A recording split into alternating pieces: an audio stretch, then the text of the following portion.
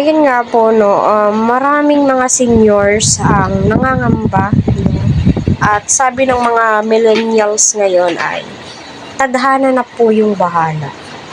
Kasi nga po, masamang pangitain daw yung ginawa ni Edu sa sinising nila or yung promise ring po nila. Sabi din ng mga millennials, ay naku, ka-OA-han lang ninyo yan. Kasi nang nga, kaya ginawa po yun ni Edu. Kasi hinahanap kung nasaan yung singsing, no? Apaka-OA. No? Minsan, no, tayong mga supporters, yung kasiyahan po natin is nasa mga bagay-bagay. For example, yung sing-sing, promise ring nila, yung kwentas nila, yung couple shirts nila, yun mga ganun, hinahanap po natin. Kasi, yun po yung nagpapasaya sa atin. Kasi yun po yung mga sign, na mahal nila yung isa't isa, comfortable sila sa isa't isa. Ngayon naman po, yung sing-sing is hinahanap. Kaya yun, inilagay po daw po na Edu sa kanyang paa, which is masamang pangitain daw po yun. Pero alam nyo, no, panibagong tawag nito, iba na po tayo ngayon eh.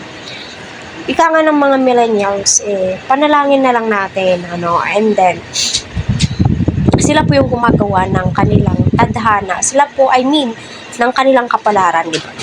Para sa akin, no, sa panahon ngayon, no, nakadepende na po yan sa tao kung may mga naniniwala pa sa mga tawag nito, yung mga kanununuan na mga pangitain patungkol dyan.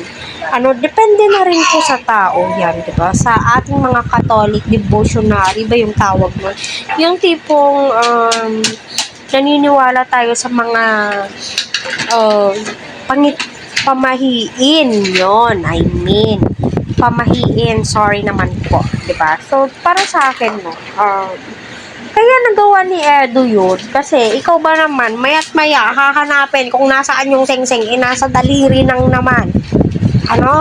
Minsan, na-OOA-han, minsan, naiinis na siguro si Papa Eds, or si Kalingap Eds, kaya di maiwasan kung bakit ginawa yun, no?